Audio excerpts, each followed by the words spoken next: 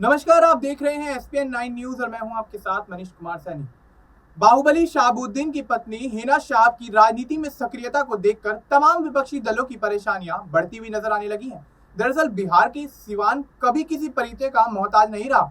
आजादी के बाद डॉक्टर राजेंद्र प्रसाद देश के पहले राष्ट्रपति बने तो सिवान राष्ट्रीय स्तर पर चर्चा में आया। बाद में शहाबुद्दीन सिवान की पहचान बन गए। 90 के दशक में शहाबुद्दीन ने अपराध की दुनिया से निकलकर राजनीति में अपना कदम रखा, तो यहाँ भी उन्होंने अपराध और राजनीति का कॉकटेल बनाकर अपनी अलग पहचान कायम की। अपराध के कारण ही जेल में रहते हुए उनकी मौत भी हुई। उनके जेल में रहते ही पत्नी हिना शाह ने सिवान पर बादशाहत बरकरार रखने की कोशिश शुरू की, लेकिन किस्मत ने उनका साथ नहीं दिया। लगातार 3 बार उन्होंने सिवान लोकसभा सीट से सांसदी का चुनाव लड़ा, लेकिन हर बार हार का सामना करना पड़ा। इस बार हिना फिर मैदान में है। फर्क सिर्फ इतना ही है कि पिछले चुनावों की तरह वे आरजेडी की उम्मीदवार नहीं है। इस बार हिना शाह निर्दलीय मैदान में उतरी हैं। आरजेडी ने अवध बिहारी चौधरी को अपना उम्मीदवार बनाया है। एनडीए में यह सीट जेडीयू के खाते में गई है। 2019 में भी यह सीट जेडीयू के पास ही थी। जेडीयू के टिकट पर कभी कुख्यात रहे अजय सिंह की पत्नी कविता सिंह ने भी जीत दर्ज की थी। 2009 में ओम प्रकाश यादव ने हिना शाह को हराकर निर्दलीय जीत दर्ज की थी। बाद में वे भाजपा में शामिल हो गए। भाजपा ने 2014 में ओम प्रकाश यादव को टिकट दिया और वे फिर हिना शाह को पीछे छोड़ आगे निकल गए। हिना शाह इस बार पूरे दमखम से मैदान में है। उन्हें इस बार अपनी कामयाबी का पूरा भरोसा है। भरोसे की वजह भी है, शहाबुद्दीन ने आईपीएफ यानी कि सीपीआई-एमएल के वर्चस्व को समाप्त कर दिया था। पिछड़ी और दलित जातियों के सहयोग समर्थन से बने तब के आईपीएफ ने सवर्णों पर कहर बरपाना शुरू कर दिया था। तनाव की स्थिति ऐसी कि कई हत्याएं भी हुई। सिवान के दक्षिणी पश्चिमी हिस्से के गांवों में आईपीएफ का सर्वाधिक आतंक था। शहाबुद्दीन ने सवर्णों का साथ दिया, सवर्ण भी इसके बदले उनका साथ देते रहे। विधायक से लेकर उनके सांसद बनने तक मुसलमानों के अलावा सवर्णों का भी एक मुश्त वोट शहाबुद्दीन को मिलता रहा। उनके जेल जाने के बाद रुतबे में थोड़ी सी कमी आई।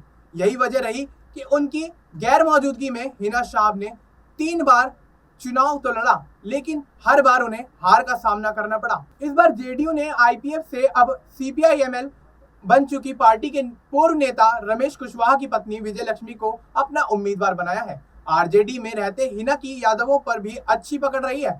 हिना को उम्मीद है कि मुसलमानों के अलावा सवर्ण और यादव समाज का भी वोट उन्हें मिलेगा। माले से कभी जुड़े रहने के कारण सवर्णों का झुकाव जेडीयू उम्मीदवार विजय लक्ष्मी की ओर नहीं होगा। मुस्लिम वोट तो इधर उधर होने से रहे। सिवान जिले में 2 संसदीय क्षेत्र हैं। इनमें एक है सिवान तो दूसरा है महाराजगंज। सिवान जिले में विधानसभा की 8 सीटें हैं। महाराजगंज संसदीय क्षेत्र में सिवान की 2 और सारण के विधानसभा क्षेत्र आते हैं। सिवान संसदीय क्षेत्र के अंतर्गत आने वाली 8 विधानसभा सीटों में से 2 पर भाजपा का कब्जा है तो 2 पर भाकपा माले, 1 पर कांग्रेस और 3 पर राजद का, यानी 8 में से 6 पर अभी भी इंडिया अलायंस यानी कि महागठबंधन का कब्जा है।